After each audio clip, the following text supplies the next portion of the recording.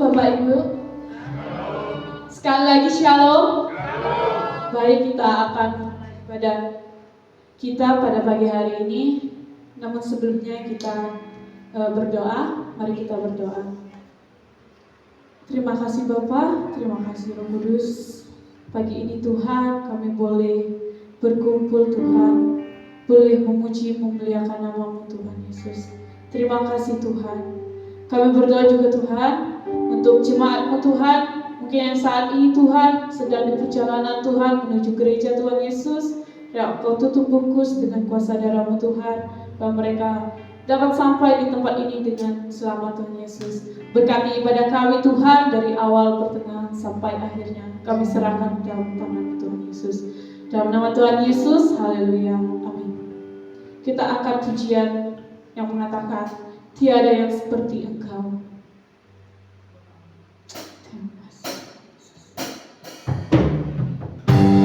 Mari jemaat, saya ajak untuk bangkit berdiri, kita angkat pujian ini.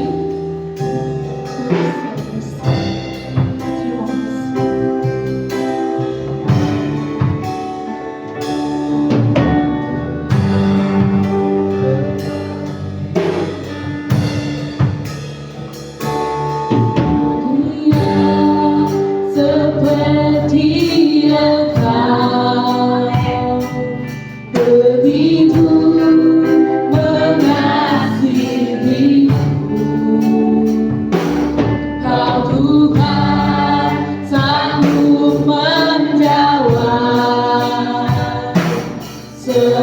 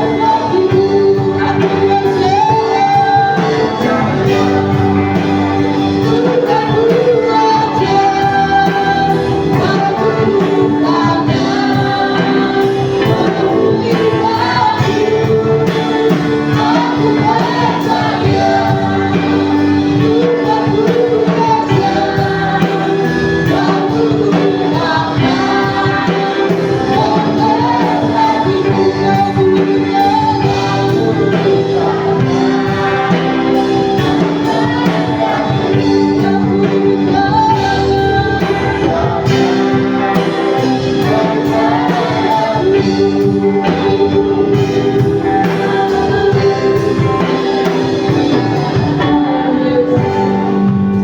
kasih Tuhan, terima kasih Yesus. Kami mau lebih lagi Tuhan memuji muliakan nama Tuhan Yesus. Kami siap Tuhan. Haleluya Yesus. Amin. Shalom. Shalom. Mari kita menyanyikan pujian sukacita kita. Firman-Mu Tuhan pelita bagi kakiku. Kita sambil bertepuk tangan, kita angkat suara kita memuji nama Tuhan kita. Amin. Amin.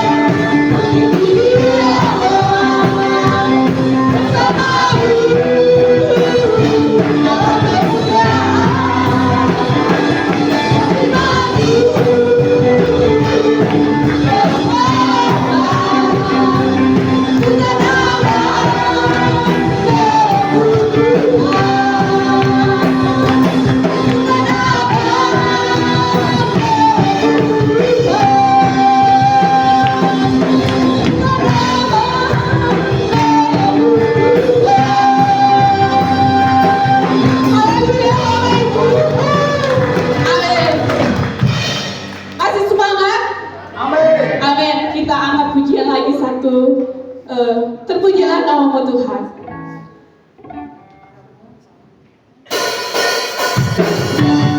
Kita pujikan nama Tuhan kita. Dahsyat. Mari kita bertepuk tangan. Haleluya.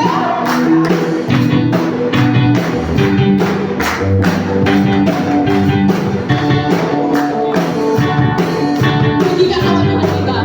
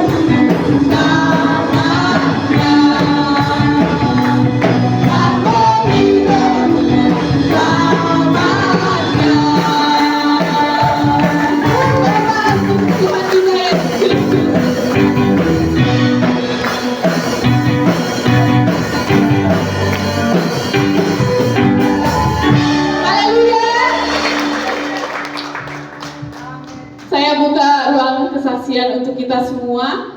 Mungkin ada yang mau bersaksi tentang cinta kasih Tuhan dalam seminggu yang Tuhan beri.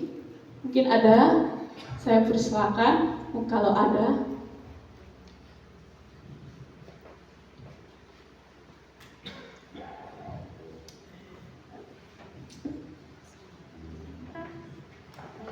Baik, kalau tidak ada, kita siapkan hati kita untuk mendengarkan kebenaran firman Tuhan yang akan dibawakan oleh hamba-Nya. Kita angkat pujian mengatakan, Kaulah kekuatanku Tuhan.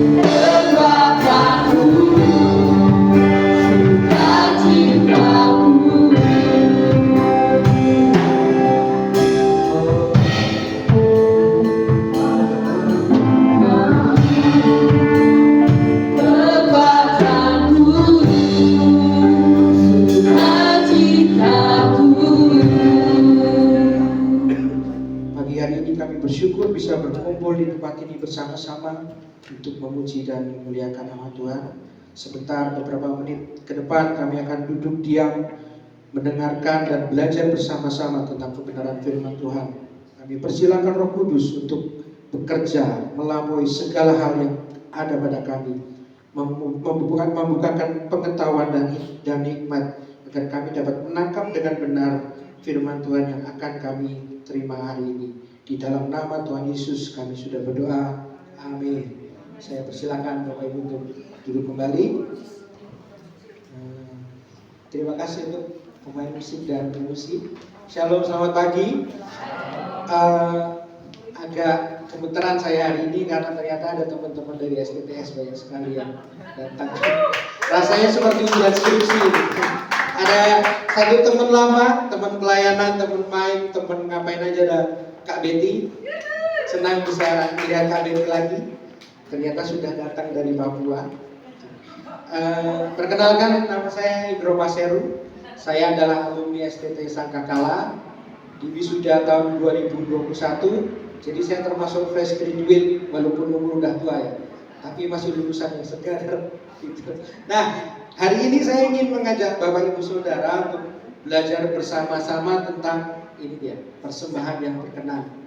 Saya tahu ini adalah satu tema yang jujur sangat berat untuk dibawakan oleh pendeta dan hamba Tuhan, karena berkaitan dengan persembahan itu biasanya sangat sensitif sekali ya.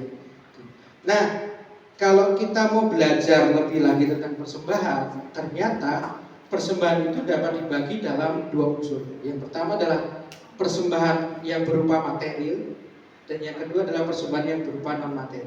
Benar ya? Yang berupa materi itu bisa uang, bisa ternak, bisa hasil tani, atau bisa perhiasan. Itu yang bersifat materi. Kemudian persembahan yang bersifat non material itu adalah pikiran, tenaga, apalagi waktu. Nah, pagi ini saya ingin mengajak kita semua untuk belajar di hal yang pertama tadi, yaitu persembahan yang berupa materi. Kalau dibawain dua-duanya nanti takutnya kepanjangan. Jadi yang non materi nanti aja kalau saya diundang lagi di sini. Oke, next Kak. Nah ini dia, kalau kita baca di Google atau di buku-buku, kita bisa menyimpulkan bahwa persembahan itu ternyata adalah pemberian kepada siapa yang kita hormati. Benar gak? Kalau seumpama waktu dulu masih zaman kerajaan, warga itu masih sering memberikan persembahan kepada rajanya, berupa ternak, berupa perhiasan atau hasil tani gitu ya. Itu waktu itu dinamakan upeti. Nah, next Kak, ini dia materinya. Ya, ini ada uang, ada perhiasan, ada sesaji atau makanan, ada waktu, tenaga, pikiran dan lain-lain. Itu adalah unsur dari persembahan. SK, karena ini korbannya banyak sekali. Nah, di zaman manusia ketika telah mengenal mata uang, memberikan uang itu ternyata menjadi alternatif untuk mempermudah manusia dalam kegiatan persembahan. Walaupun masih ada persembahan-persembahan selain uang yang tetap dilakukan menurut adat dan tradisi. Saya tidak tahu di Jawa seperti apa, tapi ketika saya beberapa bulan dulu tinggal di Sumatera bersama istri, itu di gereja tempat kami beribadah waktu itu masih ada orang-orang yang memberikan persembahan itu berupa jagung ya, Bu Roma ya. Jadi mereka bondong-bondong bawa hasil panennya jagung ke pendetanya. Terus ada malah sempat cerita itu dia bawa kelapa sawit satu bronggol ya, pakai bego dibawa ke pendetanya dikasih. Sampai pendetanya tuh bingung, ini mau dijual kemana gitu ya. Nah, karena kita sudah mengenal mata uang, maka biasanya kita akan lebih berpikir simpel daripada kita bawa jagung satu karung ke gereja, kan berat ya. Akhirnya jagung kita jual, lalu hasil penjualan jagung itu kemudian kita masukkan amplop, lalu kita berikan untuk persembahan, gitu kan? Itu lebih lebih simpel ya. Gitu. Jadi tinggal masuk tas atau masuk kantor, kita berangkat nggak bawa beban. Next Kak. Nah, kita akan belajar tentang macam-macam persembahan Kristen yang dilaksanakan di gereja sampai hari ini. Saya hanya mencatat mungkin yang paling sering aja ya yang akan saya bahas. Yang pertama adalah persembahan ucapan syukur. Sampai hari ini ternyata banyak sekali gereja-gereja yang memberikan persembahan ucapan syukur. Biasanya ketika pernikahan itu paling sering. Ketika selesai pemberkatan pernikahan, lalu biasanya kedua mempelai itu akan memberikan persembahan ucapan syukur beserta keluarganya ya, maju ke depan, nanti masukin di amplop. Itu namanya persembahan syukur. Apakah ini alkitabiah? Ternyata iya. Kalau kita lihat di Kejadian 4 ayat 2, ini adalah kisah pertama kali yang dituliskan di Alkitab tentang persembahan. Ayat yang ketiga, saya salah tulis ternyata. Kejadian 4 ayat 3 dan 4. Setelah beberapa waktu lamanya, maka Kain mempersembahkan sebagian dari hasil tanah itu kepada Tuhan sebagai korban persembahan. Habel juga mempersembahkan korban persembahan dari anak sulung kambing dombanya, yakni lemak-lemaknya. Maka Tuhan mengindahkan Habel dan korban persembahannya itu. Di luar konteks persembahan siapa yang berkenan atau tidak, ternyata keduanya punya motivasi yang sama awal mulanya, yaitu ketika manusia diusir dari Taman Eden, kemudian manusia harus mengupayakan tanah, maka Kain dan Habel ini memutuskan untuk menjadi petani dan peternak. Ketika mereka menjadi petani dan peternak, ternyata Tuhan memberkati usaha mereka. Itu ya, sampai satu kali Kain ini bisa panen hasil pertaniannya dan Habel ini bisa memanen anak domba, yaitu anak domba sulungnya. Kemudian mereka berinisiatif untuk mengucap syukur dengan memberikan korban persembahan. Jadi ternyata persembahan ucapan syukur itu ada di Alkitab, dan ini dasar Alkitabnya jelas. Kemudian yang kedua adalah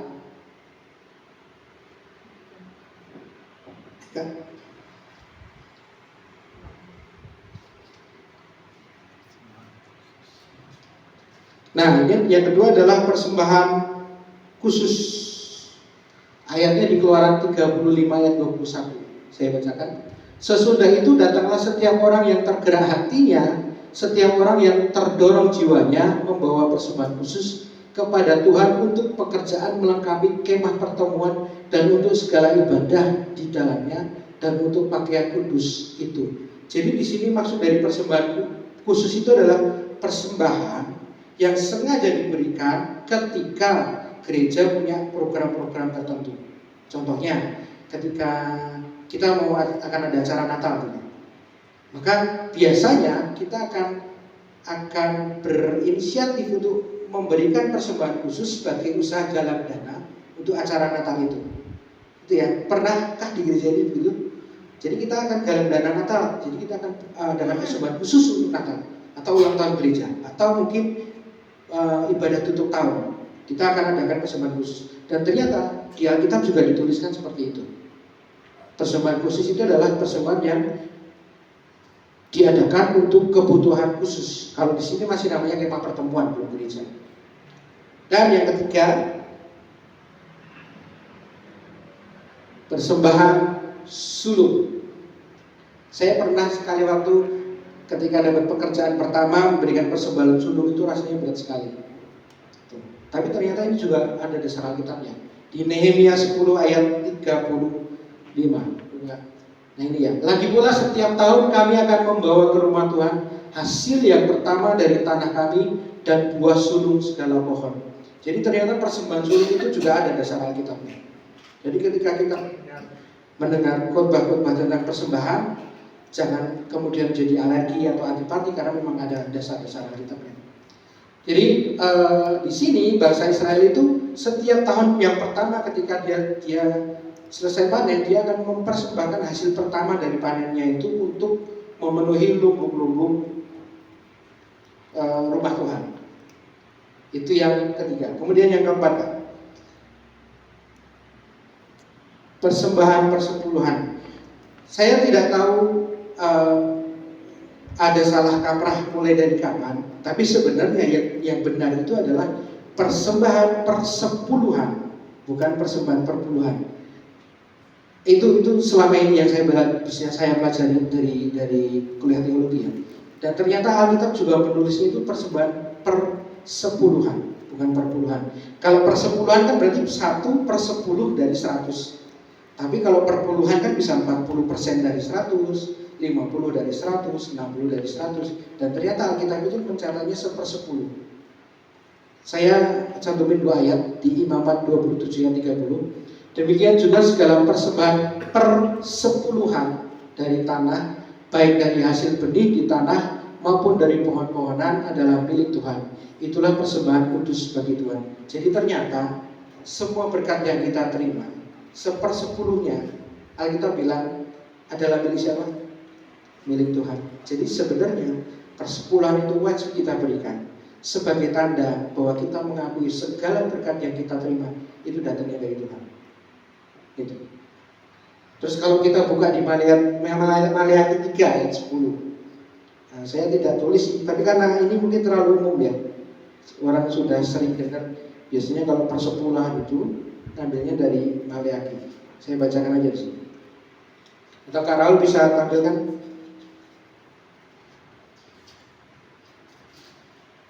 Maleakhi 3 ayat 10.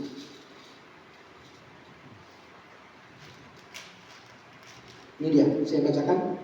Maleakhi 3 ayat 10, bawalah seluruh persembahan persepuluhan itu ke dalam rumah perbendaharaan supaya ada persediaan makanan di rumahku, rumah Tuhan. Dan ujilah aku, Tuhan. Firman Tuhan semesta alam, apakah aku tidak membukakan bagimu tingkap-tingkap langit dan mencurahkan berkat kepadamu sampai berkelimpahan. Jadi ternyata fungsi kalau dari Maleakhi 3 ayat 10, fungsi dari persepuluhan itu adalah untuk mengisi persediaan makanan di rumah Tuhan. Karena di rumah Tuhan itu kan ada para imam Lewi kan yang bekerja di situ. Nah ternyata persepuluhan itu ditujukan khusus untuk memelihara pelayanan mereka. Gitu. Dan yang terakhir Kak, persembahan yang terakhir setelah persepuluhan.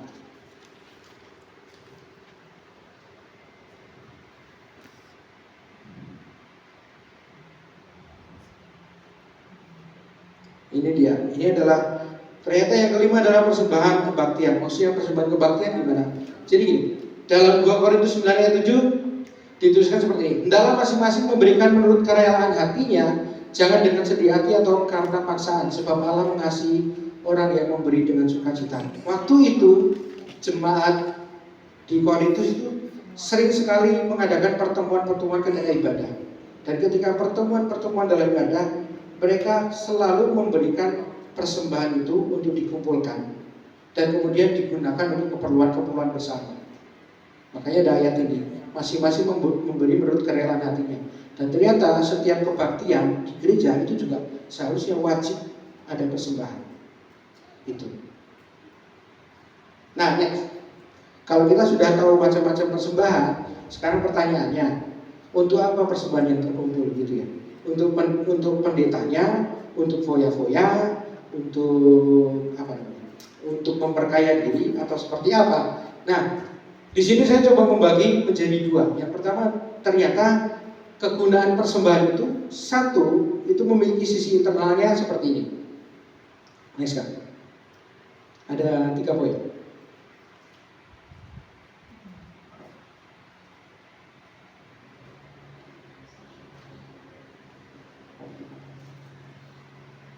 Bisa kan?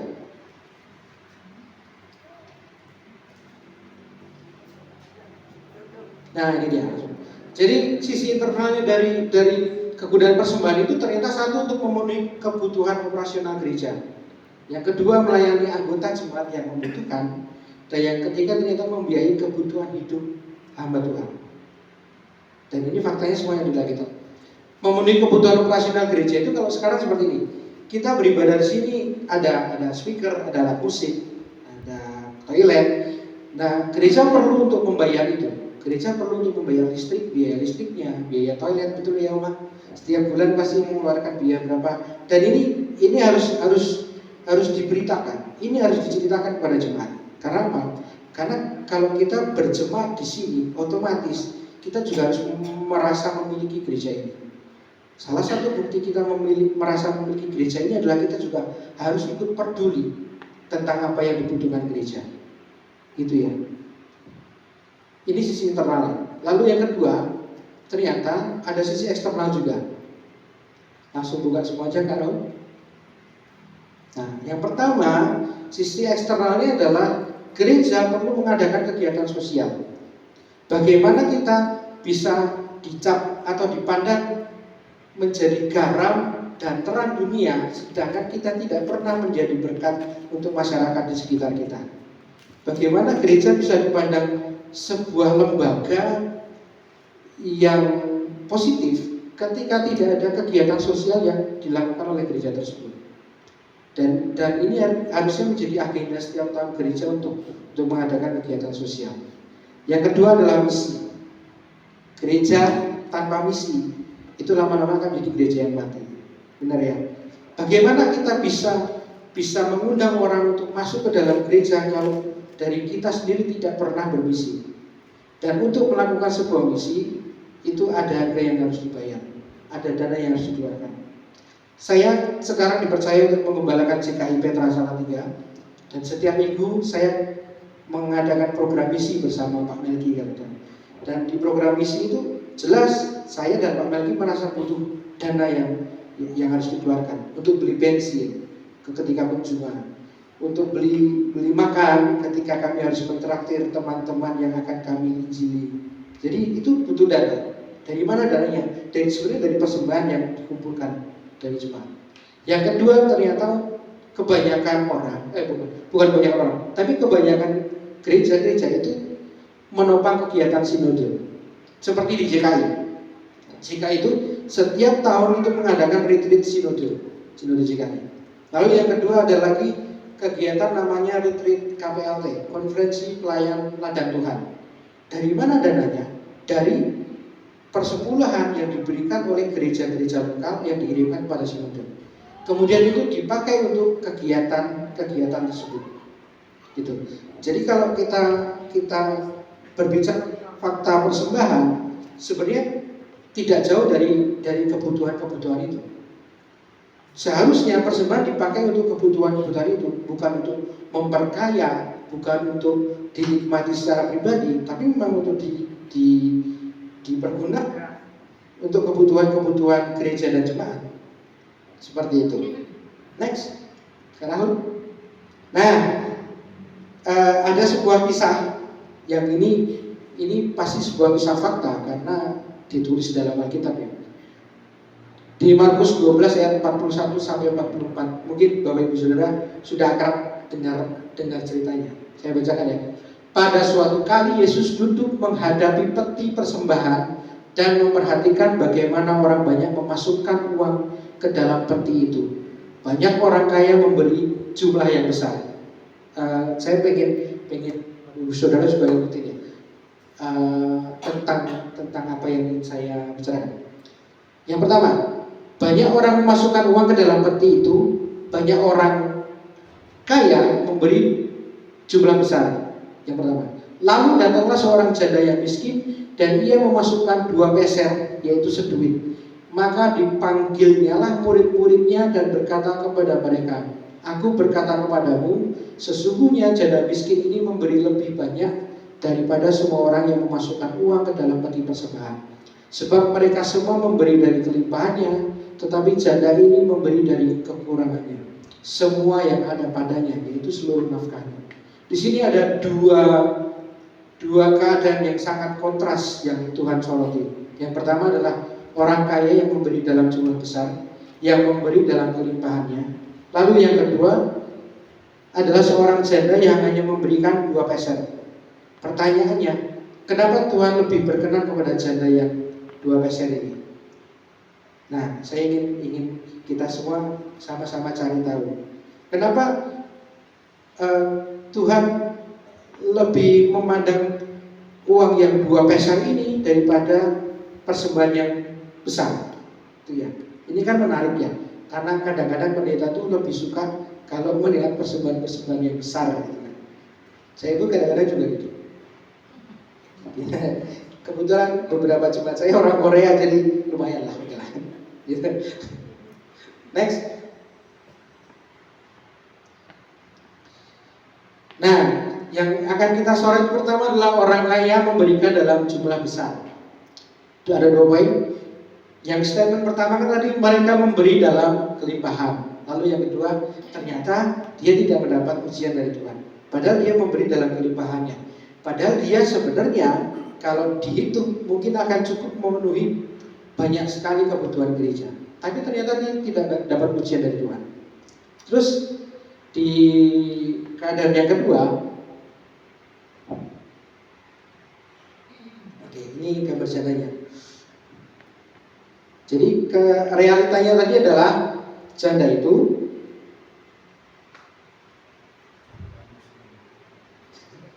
oke.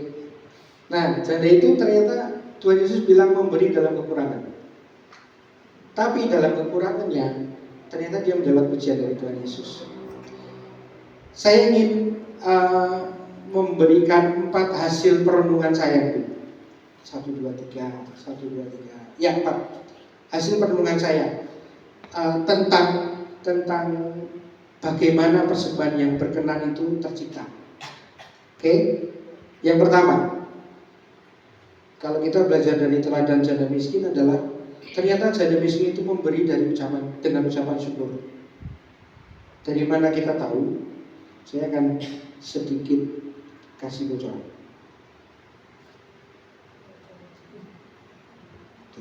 Jadi gini, ketika janda itu pergi ke bait Allah, kira-kira janda itu sedang apa? Pasti dia sedang beribadah, sedang berdoa. Ketika dia selesai berdoa, dia keluar, terus dia berpikir dia hanya punya 2 peser atau 1 duit, tapi dia tetap berikan. Kemudian dia pergi.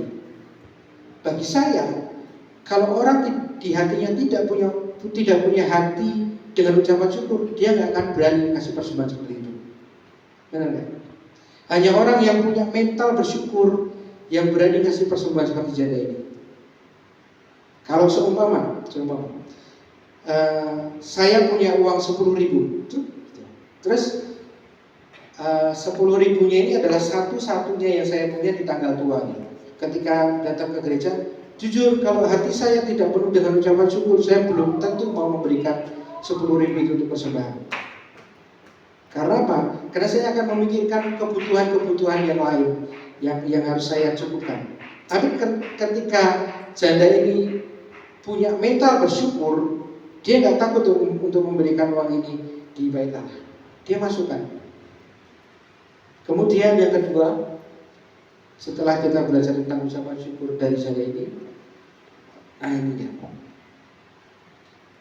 Dasar dari ucapan syukur dari janda itu ternyata ada di Kejadian 4 ayat 24. Selanjutnya dilahirkannya Habel, adik Kain, dan Habel menjadi gembala kambing domba, Kain menjadi petani. Setelah beberapa waktu lamanya, maka Kain mempersembahkan sebagian dari hasil tanah itu kepada Tuhan sebagai korban persembahan. Habel juga. Dan ternyata cerita tentang persembahan pertama kali di Alkitab itu ditulis dengan motivasi mengucap syukur. Kalau seumpama sampai hari ini mungkin kita sering dengar ini ya statementnya, siapa memberi banyak maka dia akan menuai banyak. Akrab ya dengan jargon itu ya. Barang siapa menabur banyak dia akan menuai banyak, betul ya. Barang siapa memberikan persembahan maka hidupnya akan diberkati. Banyak orang bilang amin, amin. Tapi sebenarnya bukan itu motivasi utama dari memberikan persembahan. Seharusnya memberikan persembahan itu adalah sadar bahwa sebelum kita memikirkan apapun tentang kebutuhan kita, ternyata Tuhan sudah pelihara hidup kita. Benar? Karena tertulis apa yang tak pernah dilihat mata, tidak pernah didengar telinga, dan tidak pernah timbul di dalam hati, itu yang Tuhan sediakan kan. Bayangkan, kita nggak pernah terima, tapi Tuhan sediakan. Masa hanya memberi persembahan aja kita pikir-pikir. Masa kita menjadikan persembahan ini adalah sebuah transaksi supaya hidup kita diberkati. Padahal sebelumnya hidup kita itu sudah diberkati sama Tuhan. Jadi sebenarnya persembahan itu harusnya sebagai ucapan syukur sambil bilang, Tuhan terima kasih. Sampai hari ini Tuhan memberkati saya. Sampai hari ini Tuhan memelihara saya. Makanya saya kasih persembahan ini sebagai ucapan syukur. Gitu ya. Jadi mindset kita tentang memberikan persembahan seharusnya sekarang diganti. Beri persembahan karena kita mau mengucap syukur, bukan karena kita menginginkan untuk diberkati lebih. Itu nggak salah sih, tapi jangan jadikan itu sebagai motivasi utama. Motivasi utama kita memberi persembahan adalah mengucap syukur. Next Kak. Yang kita bisa pelajari dari janda yang kedua adalah ketaatan. Nah ini dia. Dalam Alkitab persembahan merupakan wujud ketaatan kita kepada Tuhan. Walaupun janda miskin hidup dalam kekurangan, namun ia tetap memilih untuk taat. Kalau si janda ini tidak taat, selesai pulang dari bait Allah, dia akan langsung pulang, tidak memberikan persembahan. Padahal kalau kita baca di seluruh perjanjian lama, persembahan itu adalah hal wajib yang harus diberikan. Karena apa? Karena itu sebagai bentuk ucapan syukur kita. Dan janda ini taat. Walaupun dia hanya punya 2 peser, dia tetap kasih itu sebagai ucapan syukur dia. Dia tetap kasih itu sebagai bentuk ketaatannya mengikut Tuhan, mengikut Yehuwa, mengikut Adonai. Dan yang ketiga,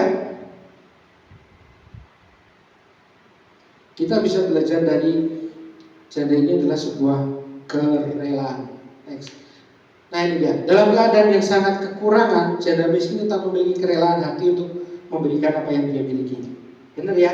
Kalau dia nggak punya kerelaan, pasti yang dikasih cuma 1 peser. 1 peser dibawa pulang. Mungkin bisa buat beli kado. Saya nggak tahu 1 peser itu berapa rupiah. Tapi kalau dia nggak punya kerelaan hati, mungkin dia nggak akan kasih semuanya. Dia cuma akan kasih 1 peser. Dan 1 peser dibawa pulang. Tapi karena hatinya rela, dia kasih semua. Dan ternyata 3 hal ini yang janda punya ini itu belum cukup untuk menjadikan persembahannya itu adalah persembahan yang berkenan. Kenapa?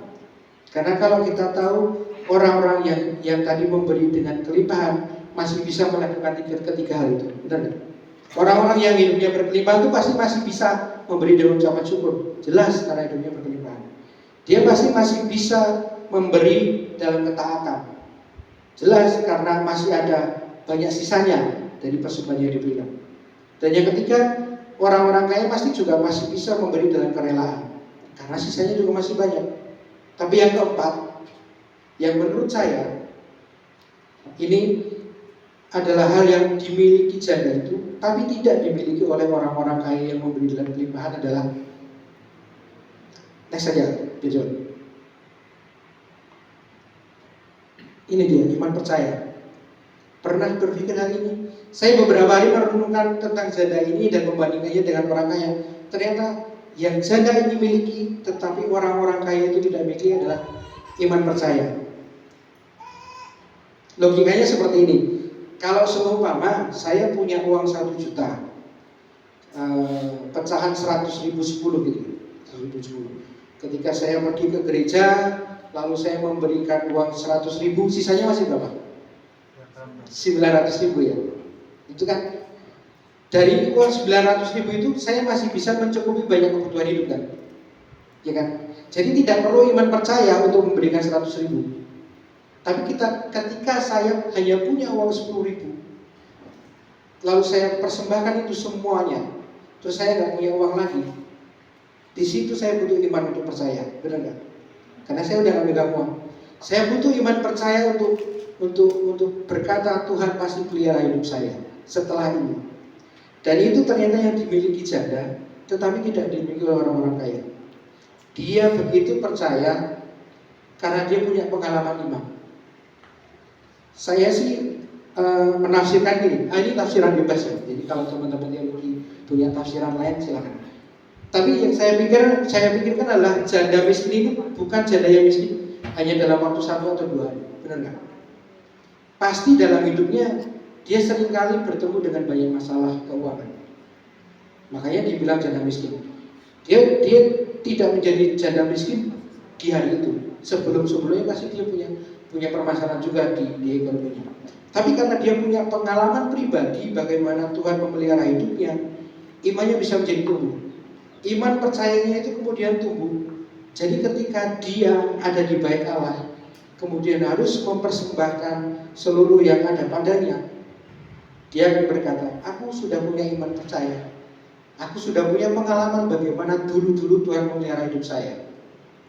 Itu yang kira-kira janda ini pikirkan. Jadi ketika dia masukkan uang itu ke dalam kotak persembahan, dia ikhlas. Karena dia percaya Tuhan pasti akan tolong hidupnya. Dan di sini pun tidak kemudian tidak dijelaskan Lukas bahwa Janda itu kemudian pulang kelaparan mati, nggak ada dituliskan kan di kitab lain. Tapi yang Tuhan selalu tuliskan adalah sebab mereka janda ini memberi seluruh dari yang ia punya. Selesai di situ. Dan pasti yang saya yakin Tuhan melihara hidupnya. Next Kak. Ini dibuka. Sebentar. Jadi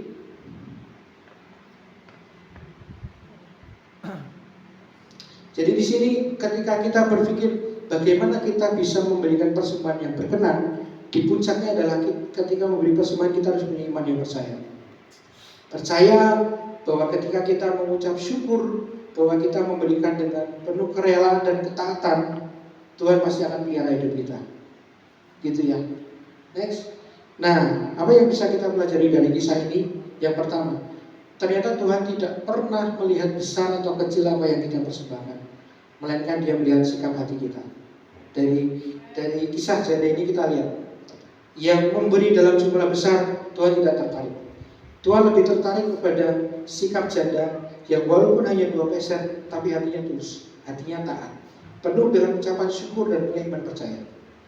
Lalu yang kedua, ternyata motivasi persembahan adalah ucapan syukur yang diikuti dengan ketaatan, kerelaan, dan iman percaya. Jadi sekarang mari rubah mindset kita. Kalau ketika kita memberi persembahan, motivasi utamanya adalah mengucap syukur, bukan berharap Tuhan memberikan sesuatu yang kita inginkan, bukan. Itu urusannya Tuhan, bukan urusan kita. Itu nanti ada di poin ini.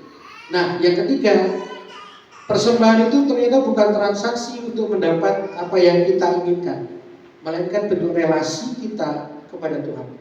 Jadi ketika kita memberi persembahan, itu bukan transaksi. Maksud transaksi itu, Tuhan aku kasih persembahan 100.000, berarti nanti Tuhan bakal berkati aku 1 juta, bukan itu. Tuhan aku kasih persembahan 5.000, berarti nanti aku akan diberkati beras 25 kilo, bukan itu. Bukan seperti itu. Persembahan itu bentuk relasi ketaatan, relasi kerelaan, relasi ucapan syukur, dan relasi iman. Itu ya, bukan transaksi. Dan yang terakhir, ternyata kita bisa belajar dari sini bahwa jangan pernah membatasi Tuhan dengan memotivasi yang salah terhadap persembahan. Saya dapat hikmahnya seperti ini.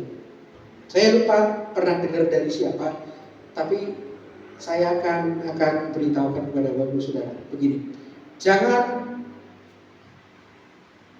Sebentar. Oh ini dia. Jangan pernah memaksa Tuhan untuk memberi kita 100 padahal Tuhan maunya kasih 1.000. Paham gak maksudnya? Jadi terkadang kita memberikan persembahan, terus Tuhan aku kasih persembahan supaya hidupku diberkati gitu. Terus saya mau kasih persembahan perpuluhan 100.000 supaya gajiku bisa naik 2 juta. Jangan pernah bilang seperti itu, padahal sebenarnya Tuhan pengennya naikin gaji Anda 5 juta. Masuk akal ya? Jangan pernah membatasi Tuhan dengan persembahan. Kasih aja. Urusan berkat itu nanti urusannya Tuhan. Kalau itu udah jadi urusan Tuhan, itu sudah di luar akal kita. Dan saya udah ngalamin. Jadi jangan pernah membatasi Tuhan dengan motivasi yang salah terhadap persembahan. Jangan pernah memaksa Tuhan memberi kita 100 kalau sebenarnya Tuhan maunya ngasih 1.000. Nanti kita sendiri yang rugi. Gitu ya. Nah, saya ingin memberikan tantangan untuk Bapak Ibu Saudara sebagai penutup. Next Kak. Ini dia tantangannya. Beranikah kita memiliki mental seperti janda miskin ini, yang tetap memberi persembahan dengan penuh ucapan syukur, ketaatan, kerelaan, dan iman, percaya kepada Tuhan dalam kekurangan dan kesederhanaannya. Sudahkah kita praktek ini? Jujur sampai hari ini tantangan yang sebenarnya mudah dipikirkan tapi sulit untuk dilaksanakan. Dalam hidup saya baru sekali lakukan ini. Istri saya saksinya, ketika kami punya uang 3.000. Ketika kami punya uang 3.000, lalu kami harus ibadah di sebuah gereja di Kopeng. Kami kasih semuanya 3.000. Terus hari pertama nggak ada berkat, kami puasa. Hari kedua nggak ada berkat, kami makan sisa lauk dari tukang yang bangun kolam baptis. Sebentar ya.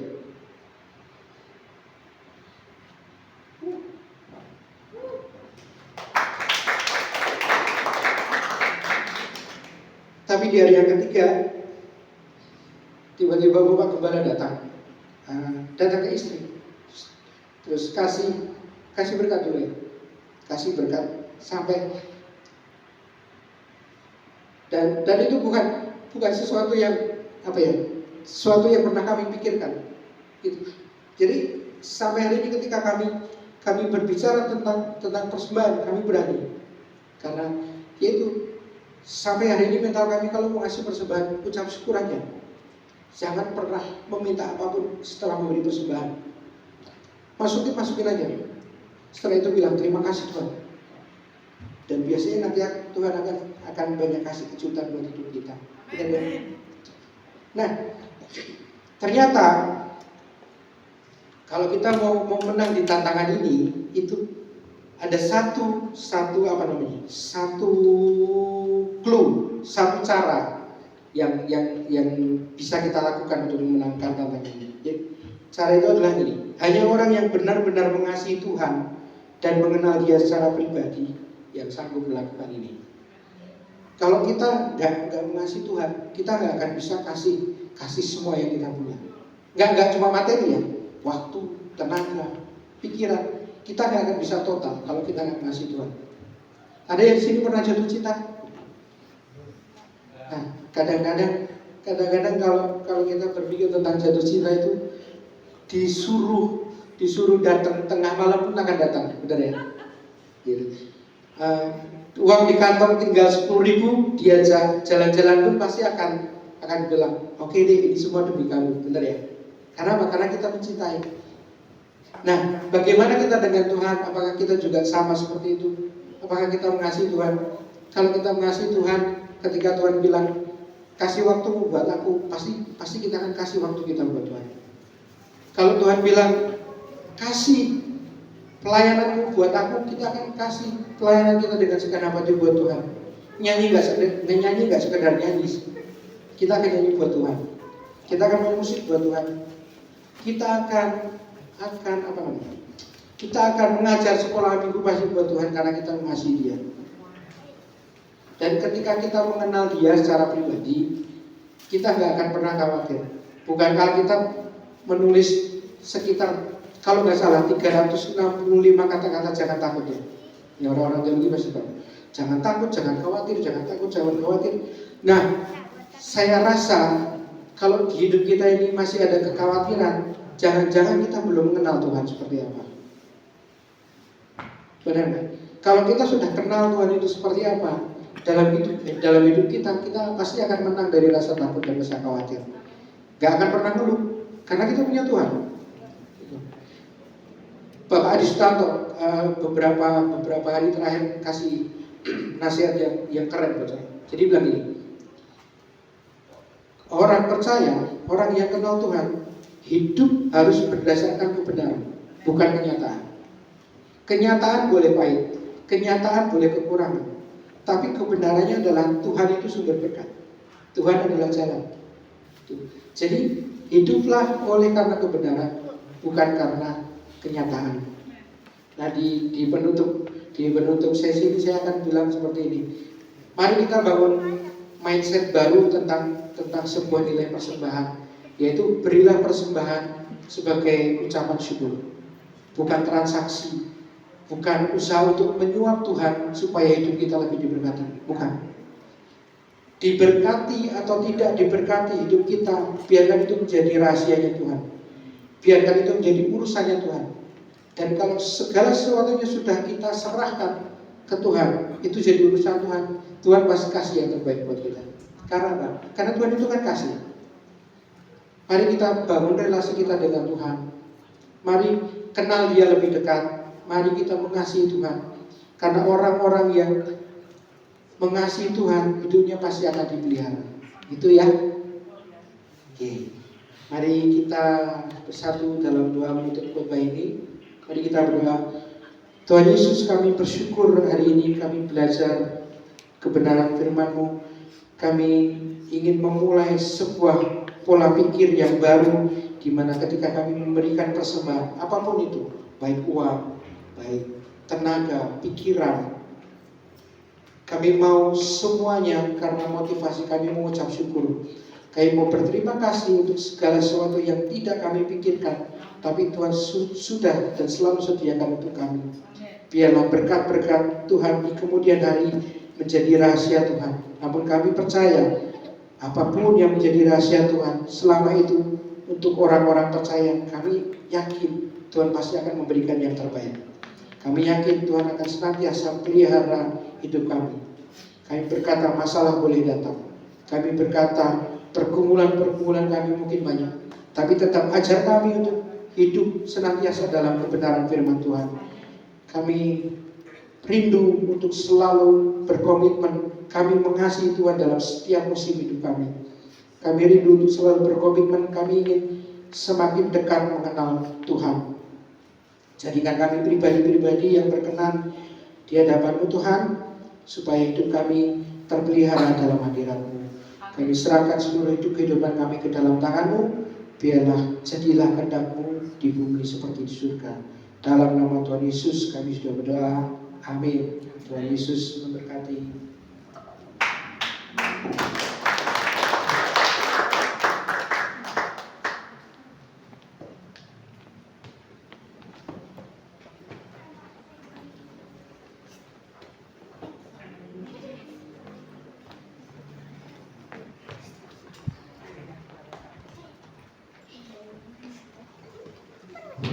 Terberkati Bapak Ibu dengan firman Tuhan pada pagi hari ini. Biarlah firman Tuhan ini menjadi rema dalam kehidupan kita hari lepas hari. Baik, kita akan memberi yang terbaik untuk Tuhan. Doa persembahan saya minta Kak Fernando. Mari Bapak Ibu kita berdoa. Tuhan, kami bersyukur karena kasih setia-Mu dalam kehidupan kami sepanjang waktu, sepanjang hari Tuhan. Tiba saatnya kami akan memberikan apa yang kami miliki dan sudah Engkau berkati kami Tuhan. Biarlah Tuhan, apa yang kami berikan ini Tuhan menjadi berkat bagi banyak orang, bahkan Engkau juga memberkati kami Tuhan. Kami serahkan uang persembahan ini ke dalam tangan Tuhan. Engkau berkati setiap tangan-tangan yang diberi maupun yang belum diberi Tuhan. Hanya di dalam nama Yesus Kristus kami berdoa ucap syukur. Haleluya. Amin. Amin. Kita angkat pujian, terpujilah nama-Mu Tuhan.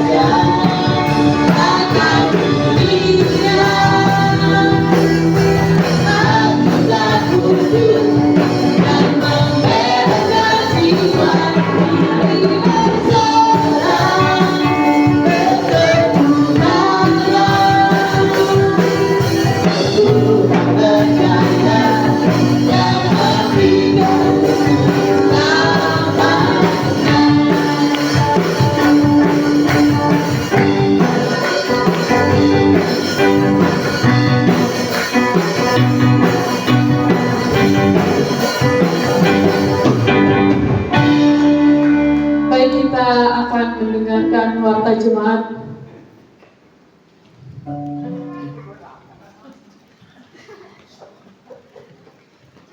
Jumat 20 Oktober 2023, ibadah konsel di tempat Ibu Suminam, PLK Sipri, firman Tuhan Kak Geri.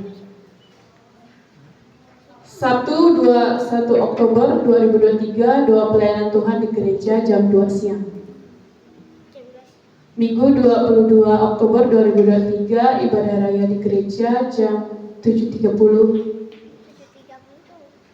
Petugas minggu depan WL Kak Lestari, singer Kak Ebi dan Ibu Juarni. Pemain musik grup El Shaddai Home. Petugas LCD Kak Yedija. Pelayanan sekolah minggu Kak Fernando. Mungkin ada pengumuman tambahan, Oma, Bu Narti.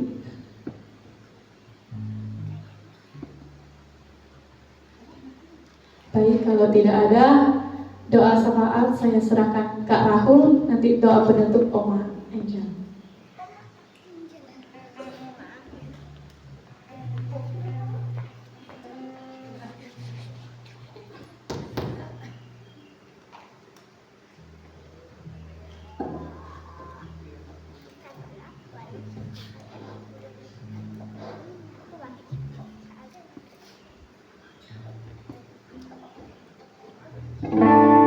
Sebelum kita berdoa, kita nyanyikan lagu doa ya guys.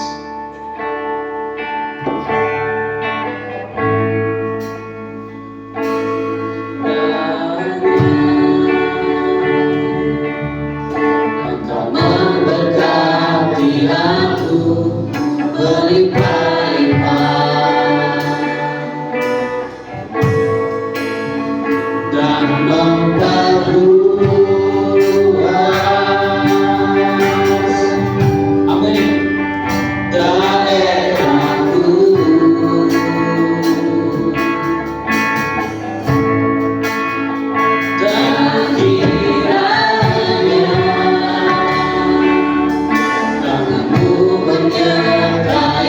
aku berlimpah-limpah dan memperluas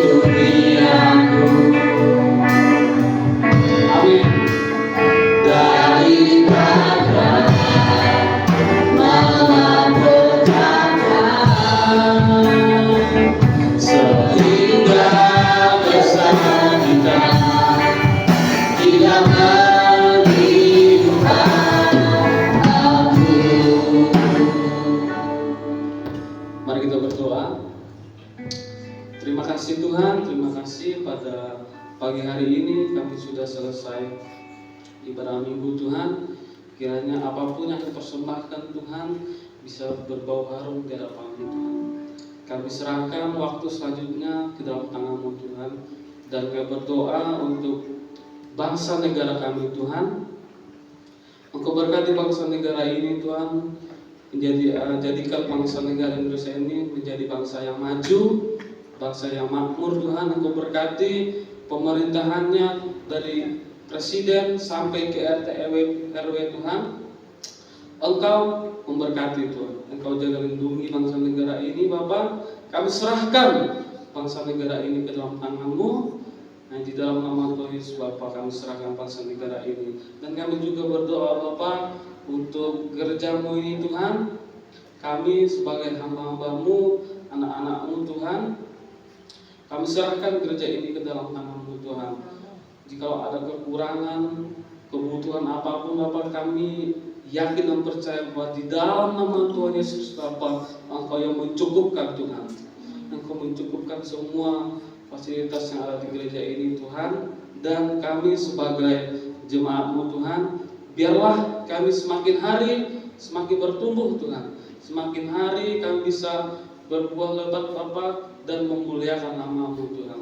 Jadikan kami berkat untuk orang-orang yang ada di sekitar kami Tuhan. Dan kami yang ada di mimbar ini Bapa, Engkau berkati pemain musik, Engkau berkati WL singer Bapa, semuanya Engkau berkati Tuhan. Tambah-tambahkan hikmat, kepintaran yang daripada-Mu Tuhan, biar kami bisa memainkan musik dengan pandai Tuhan dan daripada-Mu Tuhan.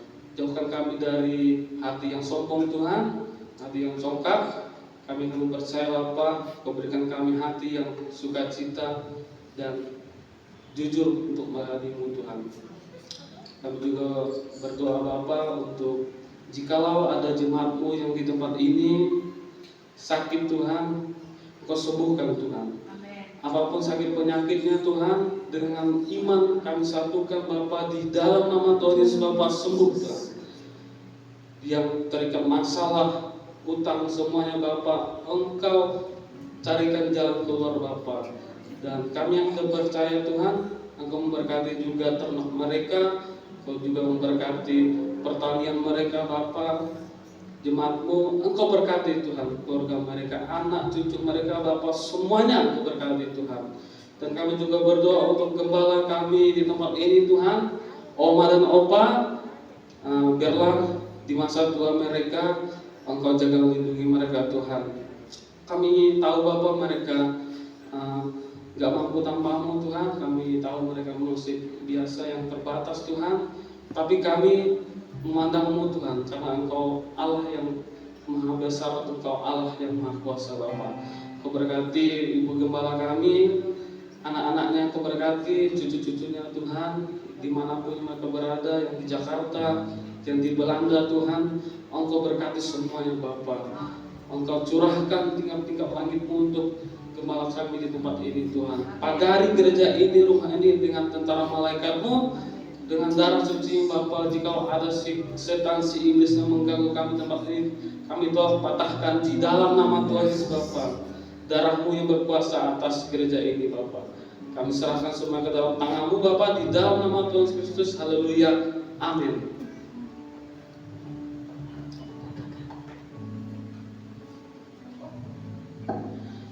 Bapa kami yang di surga, dikuduskanlah nama-Mu, datanglah kerajaan-Mu, jadilah kehendak-Mu di bumi seperti di surga. Berikanlah kami pada hari ini makanan kami secukupnya, dan ampunilah atas kesalahan kami, seperti kami juga mengampuni orang yang bersalah kepada kami. Dan janganlah membawa kami ke dalam percobaan, tapi lepaskanlah kami daripada yang jahat. Karena Engkau yang punya kerajaan, kuasa, kemuliaan sampai selama-lamanya.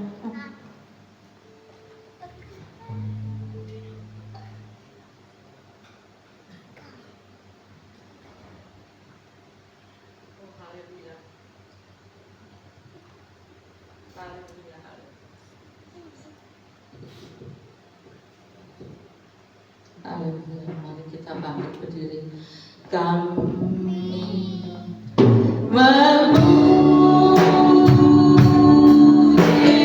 kebesaran-Mu, Yesus. Amin. Ajaib Tuhan. Amin. Kau ajaib Tuhan. Ajaib Tuhan.